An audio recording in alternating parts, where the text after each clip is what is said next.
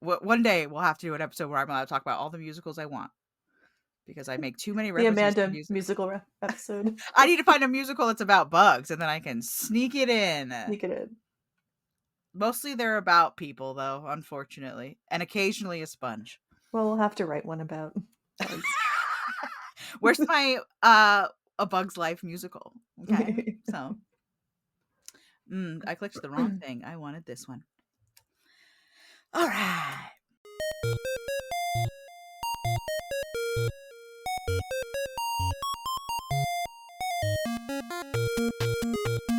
Hello, friends and fiends. Welcome to Bugs Need Heroes, a podcast where an artist and an entomologist team up to illustrate the inspiring abilities of insects by creating bug-themed superheroes. I'm Amanda. I'm Kelly. Producer Derek and Desdemona are also here. Before we get started creating this bug-inspired hero, what's bugging you, Kelly? Thanks, Amanda. I try to do it different every time, and sometimes it works, sometimes it doesn't. It still makes me laugh. Well, the listeners can't see, but I'm dressed like a normal person and not like a sloppy, I just woke up monster.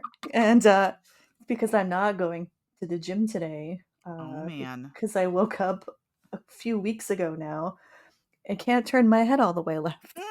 So I played that game before, and for me it's never like a really clear like, oops, I did something. It's always a very like, and now for mysterious reasons, without warning, I can't move. You are broken. I tried everything. I tried like stretching, cold pack, hot pack. It got so bad that when I went to sit up out of bed, I had to hold my head because the weight of my head on my neck hurt so bad. And I have like a tiny little pinhead, so it's not like I don't have like a I don't know that like my big old pumpkin head over here. But it hurt so much that I went to physical therapy for it, which seems like such an elitist nonsense thing to go to physical therapy. My head hurts. Off to physical therapy I go. Oh, I can't turn my neck. It's ridiculous. But what I love Kelly's snooty New England voice. So good. Thank you. I had to practice. My 17 horses and I are off to physical therapy. Then I got there and I told the physical therapist, I said, I feel ridiculous that I had to come here for this, even though our insurance covers it. I just had to pay like $25. And he said since the pandemic, the majority of the people he sees for physical therapy are back and neck problems from being at the computer too much. So he's he said, it's not ridiculous at all. He goes, you are the majority of my clients. I heard that it still feels silly though. My ophthalmologist, she said she's seen eye strain? Way more people for eye strain since they started working from home. They don't turn away and stare out the window for a while because they're at home. So they get eye strain from being too up close. I mean, I get those ocular migraines, so I try to like. I get those where I just get flashing. Oh, I get a blind spot, and then that blind spot like eventually takes over my whole vision. Oh, that's terrible. I just get like flashing in my peripheral. Oh, it feels like an ice pick right to the eye. And for some reason it's this eye. So this eye must be like my dominant eye or something. Your right eye, maybe. Yeah. That's my only thought. So but that's been I'm working on that. They give me like stretches to do at home, and he's like, you can't like be at the computer for hours at a time. You got to get up and move around. I told him, I go to the gym every day, and he goes, yeah, but you go to the gym for an hour, hour and a half, and then you're back at the computer for 7 hours. Exactly, so it doesn't matter. So I gotta I'll try to get up and go for like a short walk or something. Yeah, break it up a little. I can kind of move now, but it still hurts a little bit. Yeah, mine's similar, but not quite the same. You know more than I. The throes and woes of dental health. Oh yeah, because you had like major dental surgery like within the last year. Mine is just I went to the dentist, and I haven't been to the dentist in a while. I'm sorry. Like it just. How dare you? I know it just fell off, and then we moved, and we didn't have a new dentist, and so I finally made it back to the dentist, and now it feels like I have someone else's teeth because they really. They cleaned them too much. They used what I can only describe as a very tiny pressure washer. And really I mean, have you ever seen pressure washers take, like, the paint off of something? That's how I feel about my own mouth, that they just, like, Yeah. took off all I my don't love teeth. that deep clean feeling. It's a little too And weird. and now my teeth feel, like, overly ridgy, like, they Yep. feel Yeah, yeah. and, That's like, how they're supposed to feel. oh, yeah, and, like, I just feel like my ADHD is manifesting in constantly rubbing my tongue against the back Yeah. of my own teeth, Yeah, I do and the I'm same thing. trying to, like, resist it because I don't wanna, like, damage my teeth via tongue rubbing, like, what a stupid way to hurt my teeth, but, I didn't have any cavities or anything, so, in the end, who's the Well, that's winner? good. That's Me. good you didn't have any. Yeah. Yeah, I we hear have that's genetic, though. I hear, like, whether you get cavities or not, like, a huge amount of it is just, like, good luck. my dentist said it's partially genetic and partially flossing. If you're not a flosser, you're gonna get cavities between your teeth. Um, yeah, I don't know. We have a, Then I'm what is it even more called? lucky than I knew. We we have a water pick that I'm Yeah. supposed to use because 'cause I'm not a good flosser, Well, and my teeth are really close together, so mm. flossing is hard, When the hygienist but said, "Oh, I'm gonna use this water thing," I was imagining a water pick, but, maybe it was a water pick just dialed up to maybe 1,000. it's yeah, it's just like dentist style water pick, which is Dentist insane. level, military grade ice water pick here, so, Oh, it's been a week well, and I I'm still glad haven't you figured survived. Yeah. I'm glad you made it through. Because Uh, we have a heavy hitter today as I far as bugs we're recovery. really batting 1,000 lately on bugs Amanda knows nothing about, because you guys are like, "Let's do oil beetles," and I was like, "Uh." Is that what we sound like? Yeah, see, that's that's what everyone sounds like to me. "Hello, welcome." I actually live inside of, like, a TikTok voice filter, is that everyone sounds like that to me all the time. Um, yeah, but you guys are like, "Let's do oil beetles," and I was like, yeah, okay. Like, So you have normally you guys say things no like moth. familiarity. I know what a moth is. I know what a ladybug is. I know what a caterpillar is. You know what a beetle is in I general. know what a beetle is, but That's the why is he first step. oily? I don't know that. Is he a particularly is he a pathological liar, this beetle? Is He's he so a used car oily. salesman? Yeah, so they're oil beetles. Actually, before I get into it, I'm gonna let the listeners know that this might be a bit of an explicit episode. Oh We're my. gonna sorry, Amanda. We're gonna cover some topics that may be a little adult in nature and potentially triggering for some folks. So just so you're aware, this What am I is getting into over here? yeah, likely not a kid. This may not be a kid safe episode, but I don't have kids, so I don't know what the threshold for that is. So you decide, parents out Well, there. I you've have cats. you've accidentally stumbled upon, of course, crazy discourse, like, 'cause, kids television, it'll be like, "Okay, we gotta do this exactly right so that we don't Hmm. offend anyone, we don't expose any kids to ideas before they're, like, I'll just mature let enough." the parents here decide what they want their Yeah. kids. My dad let me watch Puppet Master when I was like 6, so we had no rules in my house. We were like a no Simpsons allowed house, which of Oh, course you're the only opposite made then. only Yeah. made The Simpsons, like, all the more appealing. Only made it like, mom's out of the house, dad's the one home, let's go watch The Simpsons. Yeah, yeah. That we Sorry we to sorry to we blow had up your spot 30 years later, dad. we were lawless, basically. Uh, Oh, no, we were the other and for I turned sure. out okay. So, Uh, but yeah, I up I to think we've parents, told you before about ClearPlay filters. clear play So filters. this is a DVD set that my mother bought where you could download the movies and it filtered it for you so that it would become more appropriate. Oh, yeah, I think you It kinda would, like, mentioned cut this. out the bad So parts. weird, yeah. Mhm. I may have cut that part, Oh, sorry. you may have cut it before. Okay, well, just know that we have a much younger brother, and so by the time us teenagers were wanting to watch, some, more hardcore movies, my mother was very concerned about that because we had a much younger brother. I'm 16.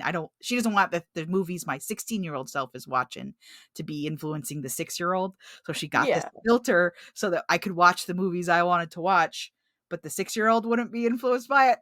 I'm not sure how successful that was, Yeah, but because look, it's also ruining the movie for you. honestly, it's just take him outside, Yeah, he doesn't have to but she be also there. didn't want 16-year-old me watching it, but, like, Yeah, there's a certain level of, like, my 16-year-old has agency that you just can't get away from, you know? yeah. Well, yeah. So Boys that we could. parents, folks, yeah, this is your little warning, Yeah. and Exercise caution. Have yes, your caution. finger on the skip button for when it gets to the point where you no longer want them to hear. Yeah, or maybe you don't want to hear. You don't Everyone's wanna got hear different, 'em. and Mhm. that's okay. Everyone has different thresholds for I mean, I'm things. giving this warning having no idea what it's about. Yeah.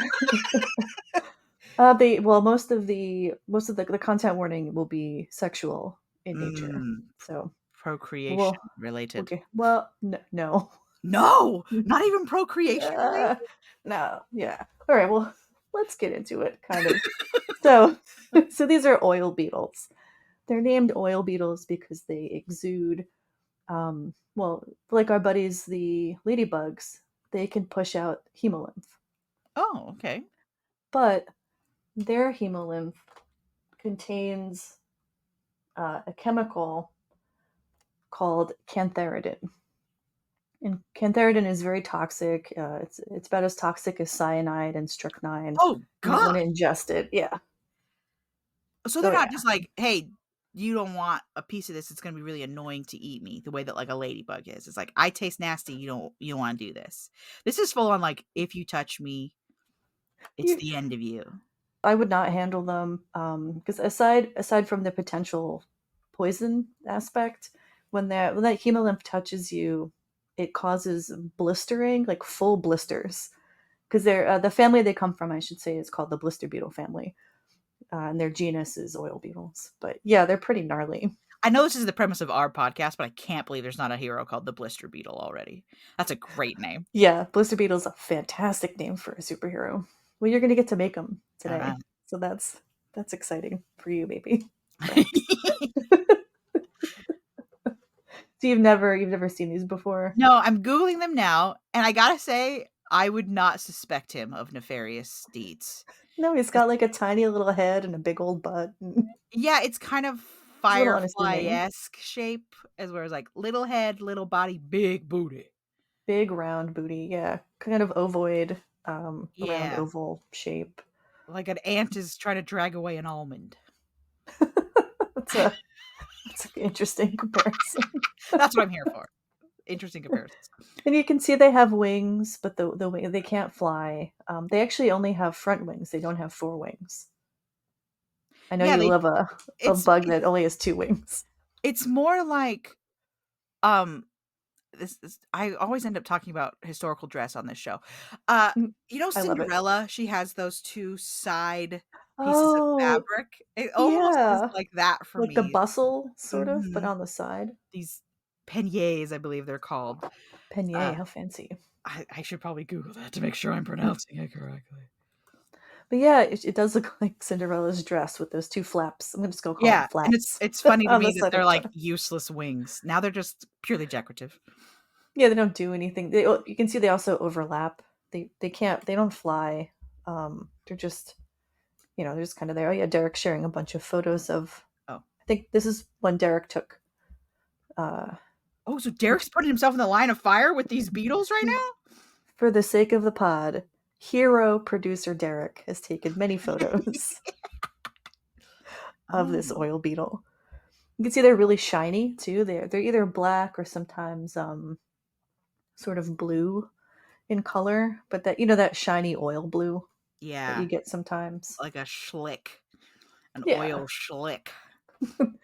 There are around 20 species of these guys in North America, probably a little more than 20.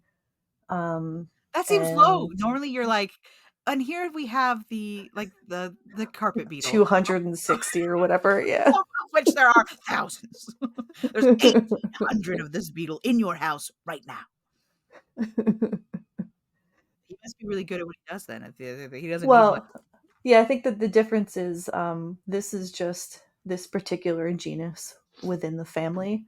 So the blister beetle family Okay, um, I see. will have, I'm pretty sure they have a few hundred species, but the oil beetle genus is a few thousand. I'm gonna interject. Is it a few thousand? Yeah, it's like 3,000. Oh my god, it's so big. Okay. I see. I've misunderstood what level of bug we were at. The bug level we're on, yeah. Yeah. I mean, you've explained that chart to me so many times, and every time I'm like, sure. Yeah. Is it good King Philip came over? Yeah, no. Or I don't know, good salad or whatever. Depends on ate good salad. Yeah. Yeah. But yeah, so this is just at the genus level. We are, for comparison, our genus is Homo, for Homo sapiens. So that's where we're at for this beetle. It's like the difference, Amanda, between big cats and like all cats. So this is these are just the tigers and the lions. These are the pantheras. Yes. Yeah. Yeah. Yeah, I know words sometimes. Yeah, I think you got it. I think you know. And they're found, throughout Europe, parts of Africa, South Africa, along that eastern coast of Africa as well. They are not found south of Panama in South America, which I found to be really interesting. Especially given they're below the equator in other parts of the world and in parts of Asia. So I'm not really sure why we're not finding them down there. Some sort of a bug war treaty that we're unaware of as humans. They're also not in Australia, which is always, they sound like they'd fit right in. They do sound like they'd fit right in. They must have gotten kicked out of Australia and had to go to the rest of the world. Like, oh, you're too much even for us. We don't want you here. Take your cyanide level blood and leave. So I think I'm going to talk more about that blood. I think I'll save that for the end of the episode. And so this way we can move all of our potentially uncomfortable things for the listeners to the end. All right. So if they want to skip that stuff, I'll give them a warning before, and then you guys, gals, non-binary pals, decide when you want to not do this. So let's start with, hold on, I'm getting a lot of... It's Derek saying there are blister beetles in Australia. I didn't say there were no blister beetles. I said there were no oil beetles in Australia. Derek's, it's going like pink, pink, pink in my ear every time I get a flurry of Discord messages. So I'm like, what? I'm going to wait till he's done typing this next thing. Oh, I wanted to tell you. Cody, don't listen to this. Cody, warning. He's gonna. Teddy once again has a pet spider. Yes, I love it. I love it. Don't tell Cody. I won't even reveal its location in case Cody gets any ideas. Okay. All right, going back. All right. So yeah, no, there are, again, we're talking at the genus level. There are no oil beetles in Australia. There are blister beetles. They're higher level family taxonomy. I'm getting a thumbs up. Yeah. Yes. I actually love the thumbs up. That's fun. All right. So we're going to talk about life cycle, which is interesting. This entire bug is interesting for many reasons. So these guys they go through complete metamorphosis, right? We have egg, we have larva, we have pupa, we have adult, but they undergo what we call hypermetamorphosis. They're hypermetamorphic, which means they have part of their instar stage, so that little grubby stage, looks different than the other parts of the instar. Oh, so they kind of double dip on that. Yeah, it's a little bit of a double dip. And the double dip is wild. So it's called a triungulant. This stage. And I think they look kind of like springtails. I think they've been compared to lice. Maybe they look like lice, if you've ever seen what they look like up close. But they're like whitish, and they don't look like a typical beetle grub. I think everyone knows what a beetle grub looks like, right? Kind of fat and white with little tiny arms and sort of a darker head. Incredibly hungry. Very hungry. So the females lay their eggs, and she lays around 1,000 eggs at a time. And hold on to your butts. in close proximity to beehives and nests.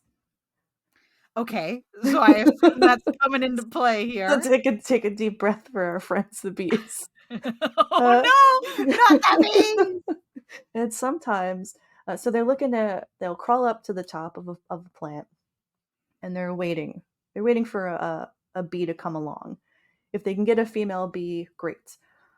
Some of them will secrete what smells like a female bee pheromone to attract male bees, and they'll grab onto the male bee, and they'll wait for the male bee to mate with a female, and while that's happening, they transfer themselves to the female bee. And then the female bee takes them back to the nest or a hive, if it's a solitary bee versus a social bee. And there it drops off. And then it becomes our more familiar grubby looking thing, little grubby beetle. Yeah. And it starts eating all the pollen that's for the baby bees and the nectar, and then maybe it eats some baby bee eggs, and maybe it just eats some full-on baby bees. It just works its way up the food chain there, huh? Yeah. And the bees don't seem to notice. And then it spends the winter with the bees. It pupates. It relaxes all winter in the warm beehive or in that this cuckoo beetle in the nest. nest. It's like a cuckoo, yeah. And then in the springtime, it comes out as an adult and just casually leaves the beehive. No problem. Peace, guys. Thanks for letting me chill out on your couch. Thanks for letting me eat your children. Eat your children. and then it goes and the cycle continues. But what? So rude. How's some that people, for a... Some people have no class, I swear. Classless beetles. But this is the first animal we've covered that has that hypermetamorphic stage, which is like a little something extra. That's wild. Cool. And it seems like it has it specifically so it can engage in this parasitic behavior where it's like, hey, come find me. I'm just a lady bee. No worries. Definitely not gonna come back to your house and eat all your stuff. No problem. Well, they have to look like that because I think it's so they can hang on to the bee. So if you look at the difference between what a grub looks like and then what a louse looks like, or a springtail, they're a lot more leggy and they can cling. A fat grub is going to have a hard time holding on to the bee. His barely got shape. Little arms. Yeah, it's got little T-Rex arms. Yeah, little, like they're barely, I mean, he kind of just grips the edge of that, not even the leaf itself, and just kind of yum down. He's not really holding on to much. No. With those teeny little taxon arms. But yeah, a louse needs to stay in your hair. Gross. Yeah, and really sorry for everyone who's itchy now, like me.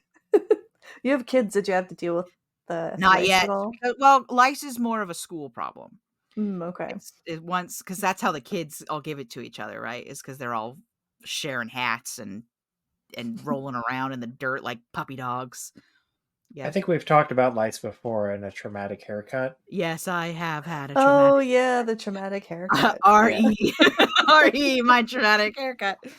Yes. But yeah, so you can picture like something similar in shape to that, clinging to the fuzz of a bee to get back to so they're quite small then, because a bee's not very big. Yeah, because they can even attach to solitary bees, so they're not very big. Even an adult beetle is maybe half an inch to an inch. Yeah, I was gonna say they're not big. They look like a decent sized beetle, but they must start quite small. Yeah. So yeah, they hitch a ride and they get in the beehive and they consume the resources of the bee and then the bee's children. It's kind of a fascinating thing for a beetle to do. Normally, when we think about parasitic insects, we think of wasps. Yeah. Which I know. Have we covered parasitic wasps? Not specifically. Not really. We've mentioned them in regards to cicadas before, and the cicada killer before. Oh, the cicada killer. Yeah, it's a little bit different. We have like parasitoid wasps. Yeah. Flies, there are plenty of parasitic and parasitoid flies, which maybe we'll cover.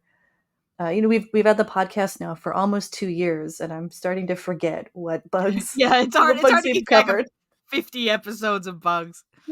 Especially because a lot of times we mention like other bugs within other bugs, like how much botfly talk have we had, really? Yeah, you not kind of not my head itches again. Oh no! Yeah, Amanda is scratching her head in the video.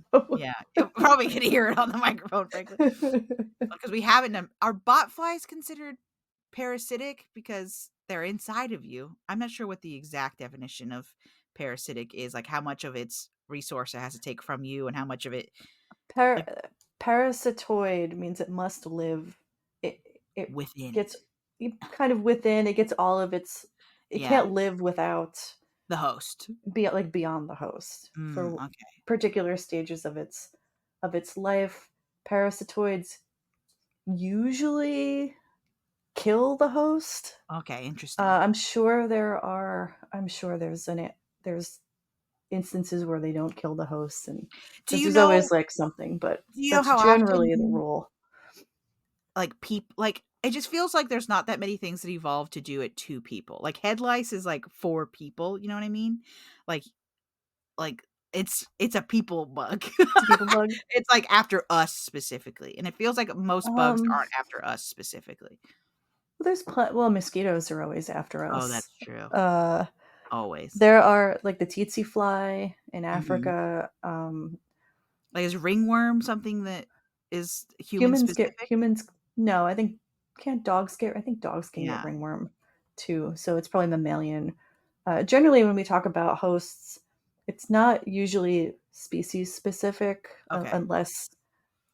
Yeah, Derek is reminding us this is not a medical podcast, so we're just making sure. Yeah, but generally, when an organism is host specific, it's not usually species specific. Sometimes it is, but usually, if it can be in us, it can be in another mammal. Like it'd be mammalian specific, or it'd be reptile specific, or fish specific, but not species. So it's not really just people.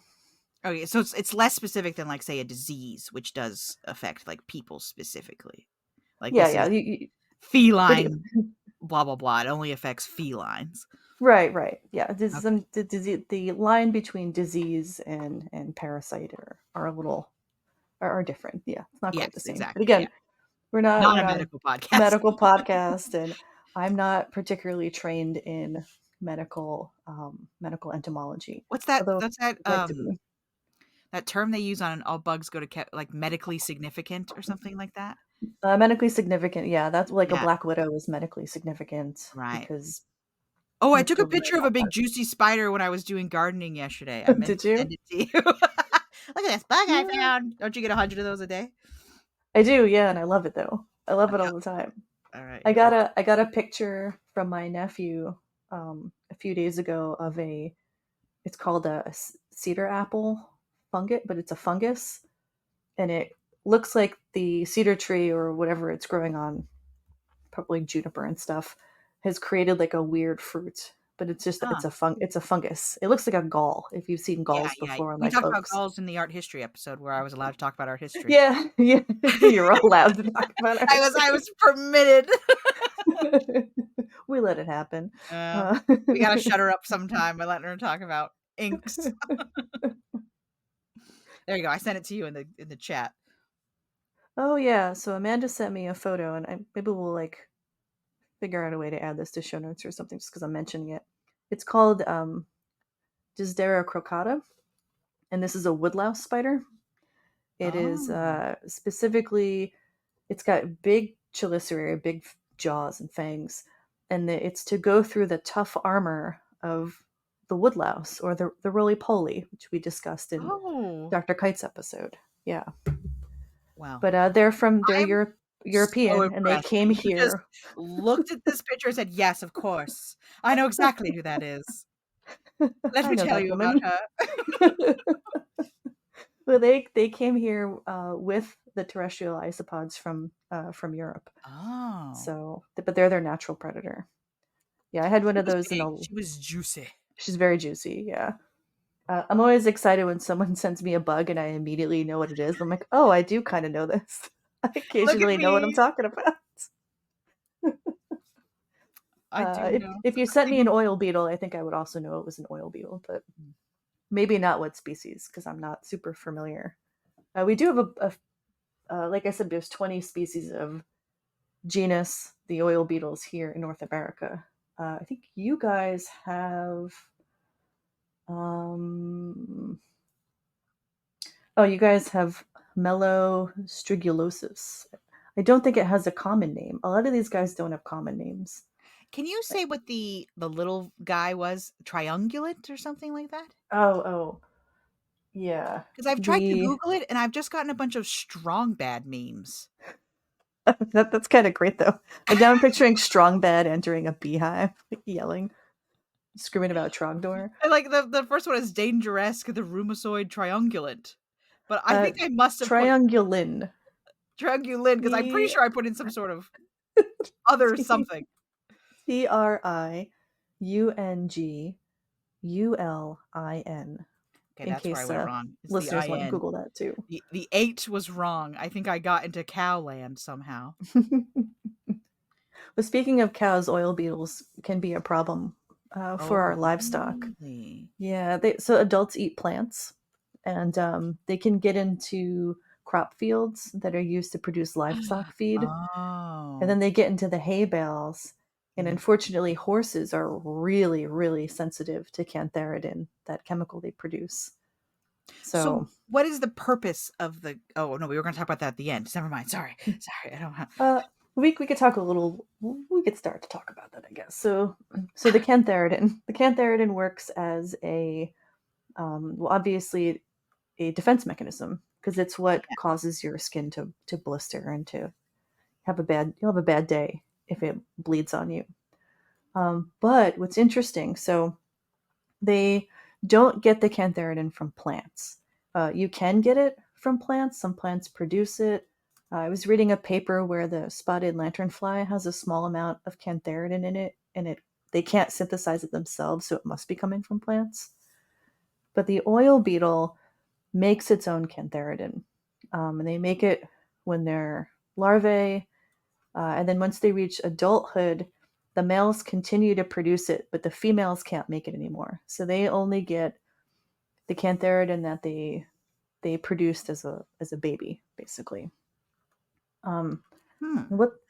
What's kind of neat about this is before mating, the female the male has these little protrusions kind of around its, I want to say shoulders, which is not really anatomically, but I'm trying to think it in a way that folks can think about it that aren't biologists. So we'll say shoulders. It has these little sort of horns, protrusions, sort of like, I've been from forever on an Alien kick, but like the protrusions that come off of Alien in the like Sigourney Weaver movies. He has like little black protrusions like that. And before they mate, the female will bite them. And she's testing to see how much cantharidin is concentrated in his hemolymph.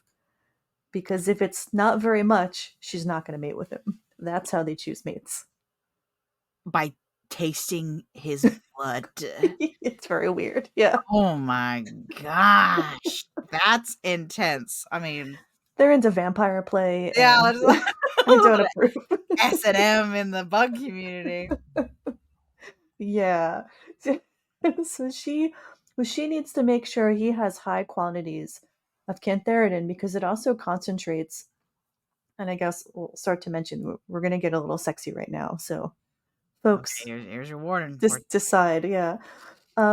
It concentrates in his genitals. He'll have the highest concentration there. And when they mate, he gives some of this concentrated cantharidin to her, because again, she's not producing anymore as an adult. So she wants this because it then permeates through her bloodstream and she becomes a lot more protected. But on the bonus, when she lays her eggs, they're also coated in it, which protects them from predators. So it's like magic sperm, kind of. Oh my! Which is gross, but yeah. This is the spiciest spice that's ever spiced. I don't know if you're familiar. The internet refers to things that might be sexual in nature as spicy. Spicy. Yeah, this is a fairly spicy episode. It's is going to get more spicy from here. Oh, it gets worse than this. Then my spicy zone to your spicy zone, and then when you produce, so I made your blood more spicy, and then when you lay your eggs, the eggs themselves are covered in the spicy. Yes, yeah, and it gets worse than these guys already. They eat babies, and then they inject poison into one another during sexy time. This is it's a lot. It gets worse. I'm not sure I'm old enough for this episode. Oh my God. Am I just taking a glass of water? I need a drink. I need a drink. It's too spicy. So, all of this general spiciness has been so the Greeks thought, and I believe the Egyptians thought, this is an aphrodisiac. Of course, they think everything's an everything. Like these potatoes, I'm getting hot right now eating these potatoes. Right, I love a French fry. So. Bring me some JoJo's, as we call them over here. Bring me some JoJo's. Tell me I'm pretty. So this, not just oil beetles, this is like a common blister beetle trait for the ancients. So now we're moving back up a little bit to the family level. And they would use them for their partners. Now, you're a literature gal. I am. You've heard of the Marquis de Sade? Yes, of course. I've not read his work myself. Yeah. But he is infamous. Sadism is named after him. Yes. Yeah. So a little trigger warning right now for folks. He was a nasty fella. He was a bad man, and he would use. First, I guess I'll back up a second. So there is a beetle in this family, and it is called Spanish fly. Is this one of those things where we name a thing after the people we don't like things? No, you've never heard of Spanish fly. Oh, what is Spanish fly? Oh, so Spanish fly has been used to drug women, basically. Oh no! Yeah. So the Marquis de Sade actually gave this Spanish fly to two prostitutes during two large orgies. Again, sorry, listeners. Sorry. And it almost killed them. And he was sentenced to death because of this, but then he got off on an appeal because, of course, he did. Yeah. Because he was a man. Yeah. And they were working women. Yeah. So this is, and it's not just like the Marquis de Sade. Like, Egyptians used it. The Greeks used it all for trying to arouse themselves and each other. I won't get too much into it, but some young men got in trouble in 1996 for mixing this with Kool-Aid. It's all just. So it's still around. It's still out there. These bugs still bugging. Well, they ended up in the emergency room. A fisherman tried to use it on his hook to bait fish, and then he cut his thumb. Yeah, and put his thumb in his mouth, and it killed him. So this stuff is very potent, really, really potent, and you should not mess with it. I googled it, and the first thing that came up was Spanish fly, the deadly Viagra of the past. Yeah, exactly. Yeah. Oh my gosh. So when you were saying this bug is as potent as cyanide, that is not that's on bug level. That's on human level. Human level. Yeah, this is for people. Like I said, that guy I think he barely got any on that fishing hook, and then on his thumb, and just put his thumb in his mouth, and it killed him. It's wild. Wow. It's absolutely wild. But yeah, so this group of this family of beetles has been used in. And are they using illicit drugs for a long time? As a little tonic, a little vial of it, or are they just going straight for the bug and then crushing it on their enemies? I did not want to look at how to make it. Yeah, I didn't really want to end up on some sort of government list. Yeah, how to make. I'd have to open incognito mode and then do a search and but it if you have some of it, from what I read, it like induces flushing and it makes you warm, and it's all of the symptoms of if you're horny, I'm assuming. You know what I mean? Arousal, yes. Arousal, yeah. But it can kill you if you don't do the right dose. And this is some real what's it called? Pufferfish stuff where it's but like, yeah, kind of it's the pufferfish. most potent delicacy. Or I don't know if it actually I doubt it makes you aroused. I I doubt think it it does. just makes you warm and uncomfortable. I'm sure it's like a danger response. Like, I Yeah, feel warm and yes. flesh when I'm scared and anxious. That's not Yeah. the same emotion at all as to Not the being like, same thing. wow, he's a hottie. Woo! You know? And then to make this even we'll add some levity to this. So there's birds called great bustards. And the males Look at that great bustard. that's a He great was name a for a real bird. bustard, he was. Yeah. They eat these beetles on purpose. So Spicy. part of it is the spicy beetle kills the parasites that are in these birds, which is great. Oh, inside the birds. Yeah, it kills parasites. So they're eating them as like an antibiotic, like, I gotta get all these they're guys out of here. self-medicating with these beetles. But during the spring, during the mating season, the males will eat extra, even though it makes them sick, because it increases their sexual arousal. So even birds. People be out here wilding at all times, even the birds. Even the birds. Even the birds, even the bees. The bees do it. The birds do it. Oh my God. Yeah, when I said this was going to be a weird episode. Yeah, it's a very weird episode. I think there's this, I think I've talked about this before, that like sometimes we explain the behaviors of animals and they just seem so much more sophisticated than I ever would have assigned to an animal. You know, a bird being like, this beetle, when I huck it down, makes me feel better because my gut health is better. But if I eat more of it, I feel better because I feel extra randy. Because I'm like Randy, yeah. I was telling my husband about this Friday. Little peek behind the scenes, listener. We record Sunday mornings. But I was talking to him about Friday while I'm like kind of going over my notes. And he goes, why does the bird need to be more horny? And I go, I don't know. I feel like birds are already pretty randy. They're already doing it. Yeah. We all know about ducks. I didn't think they needed extra. Not the ducks. Listeners can Google ducks on their own time. Please I'm not going to talk about Google that. ducks on your own time. Listen, just let me save you the ducks. They're nasty fellas. But like I think animals are up to things that we have no idea about. Yeah. You know, like if I saw a bird eating a beetle, I'd be like, look at that bird getting lunch. I'd have no idea that he was like, oh yeah, time to take this to the next level. It's crazy, right? It's like how gorillas get drunk on purpose. Have you heard that? Oh yeah, elephants too. Yeah, like certain animal and birds. Some birds look for They look for fermented they look fruit for fermented. So I think deers and horses will also eat a bunch of apples and be like, woohoo, having a good time.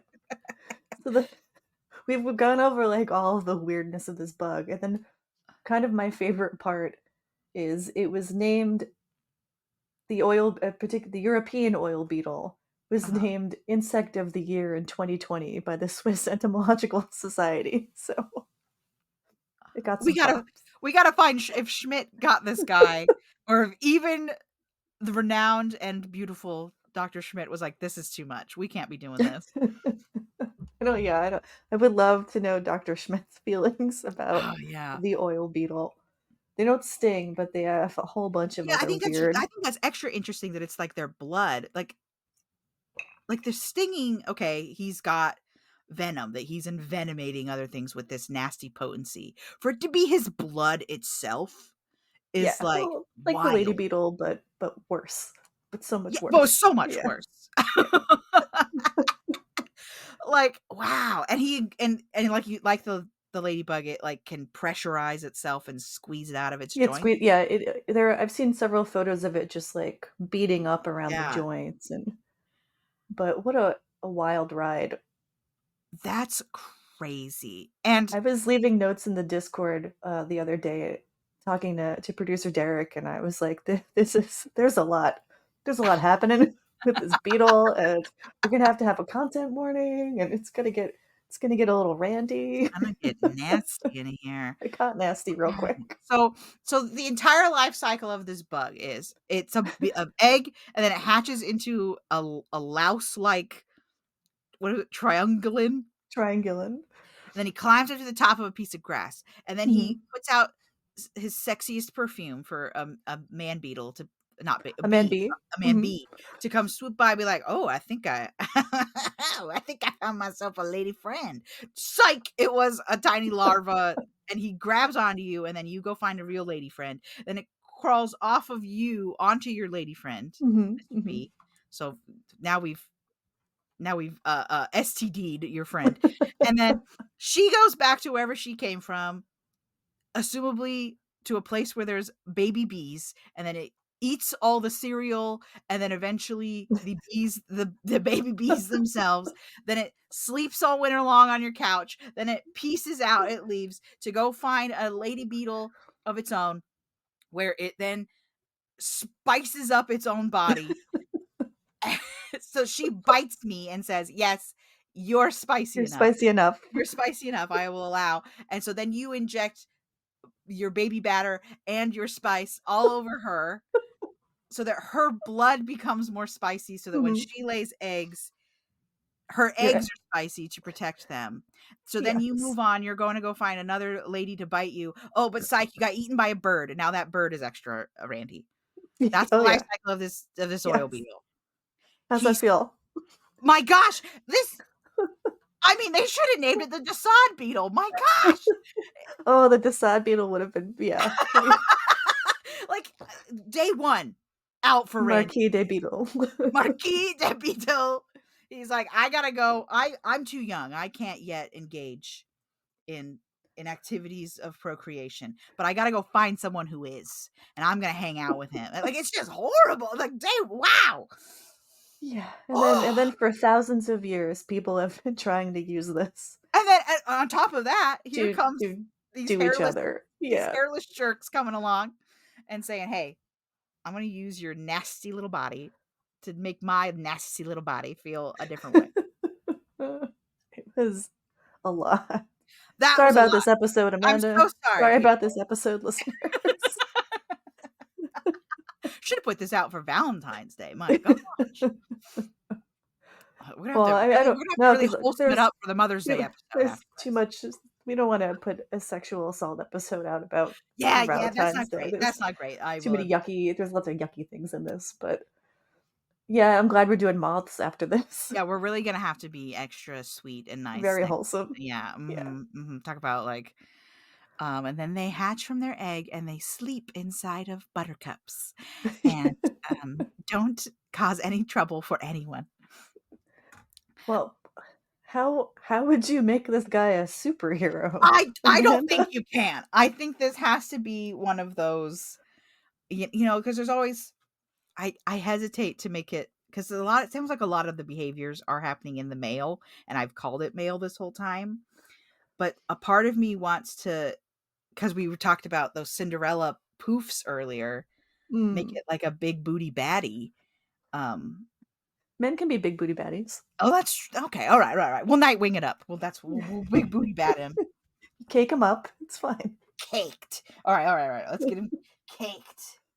And I think he has to be a bad guy. And like one of those bad guys, there was like. Yeah, I think he does have to be a bad guy. Yeah, I don't think you can make it a good guy. But, in like the 80s, 90s, and today, there was like this epidemic of like overly sexualized heroes, especially females, but like Namor is kind of in his he's a little his little panties. He's a little spicy. Yeah, and there's like a lot of like witch characters that are only wearing a piece of ribbon over each like a hat breast. Yes. They're like exactly, like Emma Frost is wearing like she's wearing basically nothing. Yeah, and that's like the point where Jean Grey gets like brainwashed into being, what do they call it in the cartoon? They call it the like friendly club. What is it called? I don't remember. But in the comics, The Hellfire Club. Yeah, it's the Hellfire Club The in the friendly. comics. I was so lost by that. The friendly Sorry, club. it's the Hellfire Club in the Hellfire Club, comics, yeah. but they have to call it something else in the cartoon because Hellfire Club wasn't going to be said on Saturday morning cartoons. I don't remember what it was though, but it was not the Heckfire Club. Yeah, exactly. The slightly warm club, you know. But yeah, they changed the name. Have you watched any of 97 yet? It's very good. No, not yet. I gotta. I know I'll like it as a 90s kid, so I gotta.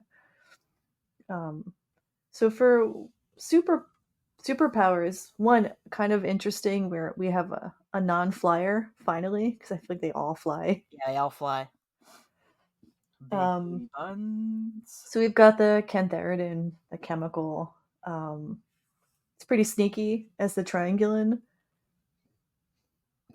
And then theft. I don't think spicy is a superhero, but it is a superpower, but I guess it could be. It's got some kind of mind-altering superpower. The bias in comics is just always to make the women so hypersexualized. Yeah. I'm trying to come up with ways to Producer Derek is saying poison touch. That's a good one. Yeah. So how's the drawing coming? What are you so far I've got thinking? Big booty buns. Kind of a from behind looking at you over the shoulder look. So you can see all that cake. You can see the cake. This is a whole bakery back here. Some baker's dozen. Oh, 13. Yeah. It's making me want cake, actually. I mean, I would give you 2 cups. It's almost lunchtime for me. I'm thinking about cake.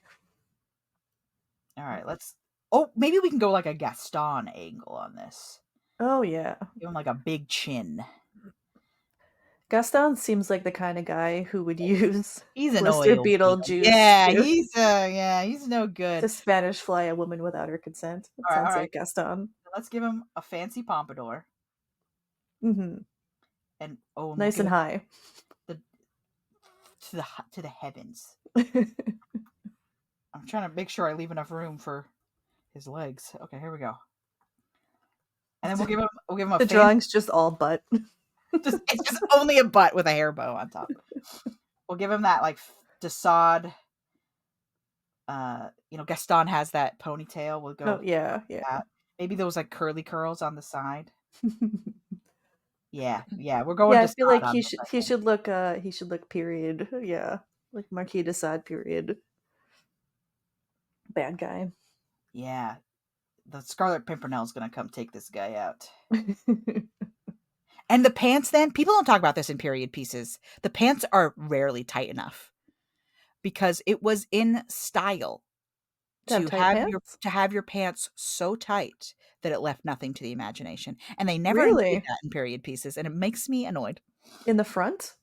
In the front. Wow. I will send you some photos of some paintings. Yeah, I didn't realize that was part of it. I think this is part of I ranted about this just the other day. The people just think of the past as sort of this monolith of culture, and the thing they think of is Victorian snootiness, that sort of puritanical. Yes, exactly. Yeah. But that came back around because the previous generation had been so randy, so nasty that their kids are like, we can't behave that way. We got to blister beetle-y. So blister beetle-y that they were like, this was inappropriate. This is too far. And that's where you get this idea of like, we have to cover the table's legs because legs make you think of human legs, and that will make you think of nakedness. That's weird. Where those sorts of ideas come from. First of all, that never happened. That's not a thing. That's an exaggeration. But like sexual behavior comes in and out of fashion, and Regency times, we think of, Bridgerton, and they're like, they got to cover their shoulders and you can't show your ankles, blah, blah, blah, blah, blah, blah, blah, blah. No, the Regency times were wild. It was. Did they have the tight pants too? They had the tightest of pants. So like this like fussy sort of English sense of, buttoned up. We can't show any of that. Like that has come and gone in fashion several times. And people forget how absolutely off the wall obsessed with the phallus humans have been for all of time. Oh yeah, Because a especially lot of men. that is because, sorry, I've gone onto a rant here, but a lot of that is because the idea of preserving the past doesn't really come into style of like academia Mhm, until really the Victorian era, the Empire era of like the English mhm. going out and deciding I'm going to research this culture. And then by research, of course, I mean talk about how much it sucks compared to England. Yeah. That's like its own whole thing. And but those researchers destroyed anything that they found untoward. And so there's Yeah, we've lost a lot of history a because of lot of that. history has been Yeah, lost or edited a shame. or improperly turned into Recorded. academia. Yeah, recorded because they only were viewing it through the lens of themselves, of white dude. A Yeah, white dude trying to prove Christian how white much better dude. the English Yeah. were, right? And sometimes the French. I don't want to leave the French out of this because they also did it. Yeah, most of Europe, most of Western Europe, really. Yeah. But I'm excited to see this caked up Betty Giving him shoulder poofs shoulder poops. to the heavens.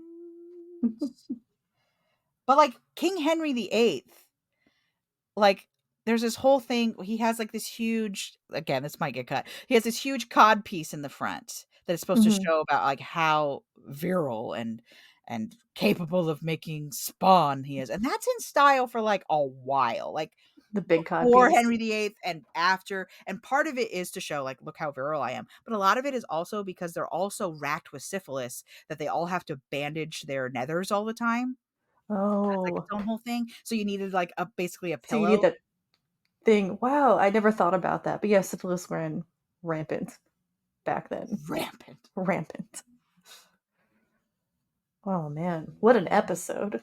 I read What an a article the other day that was, we should forgive Camilla for having an affair with King Charles back when he was Prince Charles, because isn't having a mistress the most kingly thing Charles could have done? And I was like, this is a wild take That's article. funny.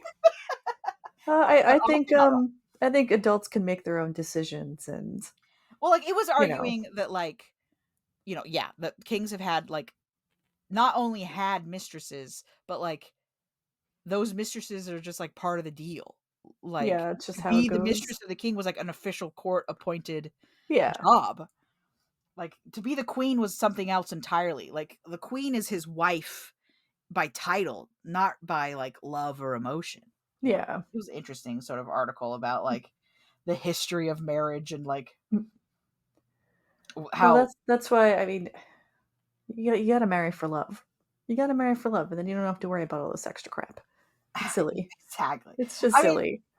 I think if I don't care about the royal family in any way, but I think if Charles was going to be happier with Camilla, then he should have divorced Diana or not married Diana in the first place. And just yeah, marry if Camilla. you've watched any Like it's of silly. The Crown, which did, I think, a really good job of trying to humanize the conflicts within the royal family. Some parts were a little bit, dialed up for the drama, but it's fine. Yeah. But like, it really, I think, showed what is the culmination of hundreds of years of royal duty and how Hmm. being a prince slash princess slash queen, whatever, it's great in a lot of ways, but in a lot of ways it sucks because your life is essentially not even yours. Yeah. You're Yeah. just a servant of this calling. And that only results because of long-term familial monarchies. Because if Yeah. it was It's up to who did the job ridiculous. best, it wouldn't happen. Yeah. So do do do do do do do do. Yeah. I should talk less about like the sexual history of all Well, this. this is a sexy episode, so I guess this is the time to get all that kind of stuff out because we've already We've already, I mean, warned. 'cause, like the other thing, people talk about like, oh, you couldn't be an invert or you couldn't have crazy sexual preferences. Like, absolutely you could. Versailles, sexed in, you Oh know. yeah. Oh, I'm not surprised. Yeah, I'm not too super surprised about that. But like probably Spanish fly all over the place over there. Frankly, they're peeing in the halls in Versailles. You know, there's about to be a show that comes out about the cousin of Elizabeth I. You know, she never had any kid. Famously wanted to die without ever marrying. Managed to do so. Good for her. Good for her. I mean, after what her dad did, I can't blame her for being like, I want no part of this. No, thank you. But like a huge part of it is like, if I marry, I'm the queen and someone else is the king. So like a huge part of it is like, why would I give up the seat at the head of the table? You fools. She sounds great. Elizabeth is deeply interesting. I can send you some good resources on Elizabeth. And one of the prominent theories about Elizabeth is like there's always this subcategory of people who think that Elizabeth was secretly a man. And I was like, if she was secretly a man, that would have solved so many problems. Why would she secretly be a man? Secretly a man. This is like the whole like you can't handle women. Exactly. That's what it is. Is like, oh, she was, ushered in this era of peace and like enlightenment and all this stuff. Like, well, a woman couldn't have done that. That just secretly must have been a man, yeah.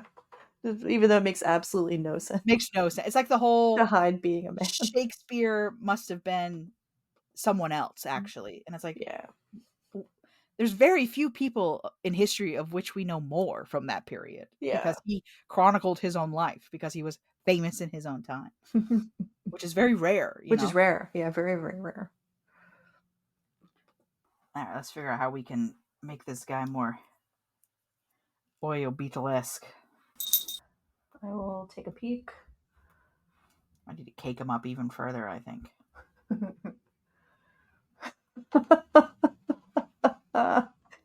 He could be caked up a little further, but it's very funny. I'm caking him up even more as we speak. It's very funny.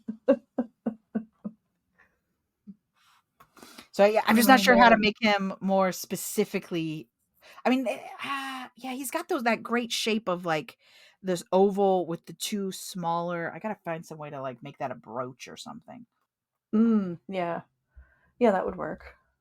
Derek's saying add an oil slick.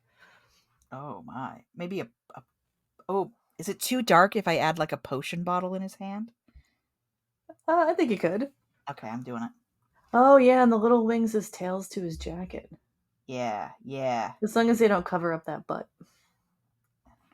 I can make him pulling them to one side. Yeah. This is truly a bizarre episode, and I'm glad we did it. It was weird and worth it, I think. Because what a strange life cycle this thing has. I kind of feel like when I give him this potion bottle, I'm kind of making him the inverse of the Katie did, where she's holding the like, wow, a present. Oh. And he's like, a present indeed, ma'am. Yeah, Katie would not be friends with him. Yeah, I think I'm going to have him pulling his own coattails to the side to seduce whoever maybe. How many? Well, here's the real question: is how many legs? Would you give Oil Beetle? On the one hand, it's not his fault that people are using his blood in nefarious ways. Mm-hmm. That's not his fault. On the other hand, he is engaging in truly horrendous behavior as a kid, as a larva. Yes. On the other hand, he's a bad seed. Who am I to kink shame this beetle? If him and his consenting partner want to get a little freaky. Yeah, a little freaky. It's a hard call. I don't want to moralize. We also love the bees. So yeah, that's true. We are definitely team B on this podcast. I try to always award points for being interesting, because I think being interesting is the best thing you can do. You can be evil as long as you're interesting. That's the lesson that I walked away from with Game of Thrones. I'm gonna go 4 out of 6 because I think he's a successful villain. Mm-hmm. But I don't want to reward his bad behavior. So I don't want to give him a 6 out of 6 or even a 5. A 5 feels like a very high grade for an evil person. So yeah, I'm going to go 4. 4? Mm-hmm. I'm going to give him a 6. Oh my gosh. It's just too He's wild. very interesting. It's very too interesting. Wild. Yeah. I mean, yeah. I can't blame you for that choice. Like I said, I think he gets points for being interesting. And if I was ranking him on interesting bug, which maybe I am, it's our podcast. I can rank on whatever I want. You can. It's just difficult for me to. This is like how when I play video games, and they're like, "You have to go shoot that bandit in the face." I'm like, "I can't. I'm a good guy." But sometimes you gotta. Yeah. Sometimes you gotta drop a whole mansion on a fella. So the listeners don't always know what's happening in the behind the scenes, but I can see your sister is helping to edit this episode, Chelsey, and she's just said the birds, the bees, and the oil beetles and the blister beetles. Perfect. And it's great. Yeah. This was just a whole bunch of things happening, which is I gotta give it a 6 because it's just there's too much happening. There's too much going on for me not to give it a high mark. I think that's incredible. And it's the first hypermetamorphic organism we've covered so far, so there's something so much more scandalous about him because I originally had the tails like blowing to the side, and now I'm scooping them up into his arm, and it's so much more scandalous when he's like pulling the to the side. He's really making sure you're seeing what's going on. Okay, let me share this little dude to you again. All right, it's all fixed up. Like I said, it's so much worse when he's pulling it to the side himself.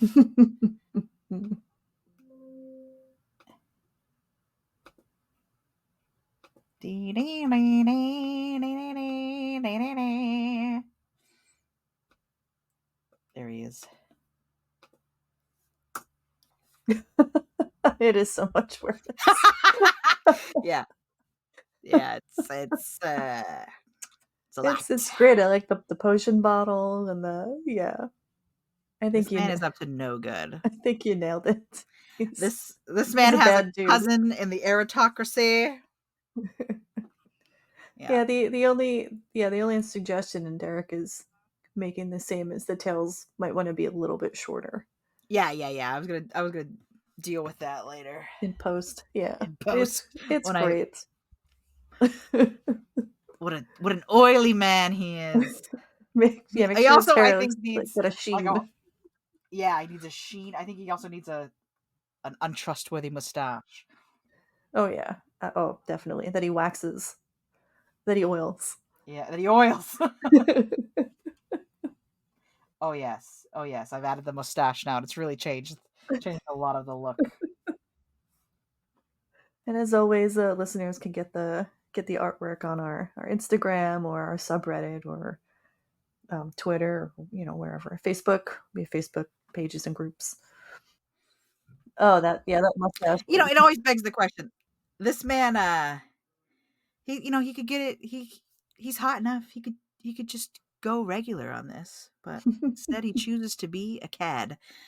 He woke up and he chose violence. He chose violence. He chose spicy blood. He chose spice. Yeah. This man will meet a horrible end. Of that, I have no doubt. Eaten by bird. Or syphilis. He could also be consumed from within. Yes. The ultimate justice. Well, we gave him a 4 and a 6 because the spice factor. Thanks for listeners for dealing with this.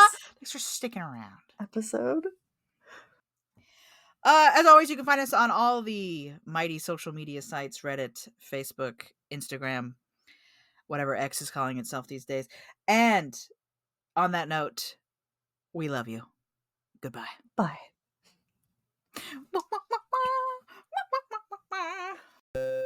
Bugs Need Heroes was created by Derek Conrad and Kelly Zimmerman, hosted by Amanda Niday and Kelly Zimmerman. Bugs Need Heroes is produced and edited by Derek Conrad, with some assistance from Chelsey Bawden and a few cats. Character art is by Amanda Niday. Our music is Ladybug Castle by Rolemusic. Got a bug question? Email us at bugsneedheroes@gmail.com. Check us out at bugsneedheroes.com, and most of the socials are under Bugs Need Heroes. Thank you to the Entomological Society of America for the Chrysalis Fund grant.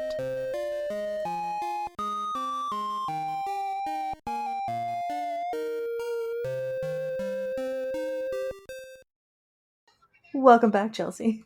Hello. Oh man, how was that to listen to? That's a lot.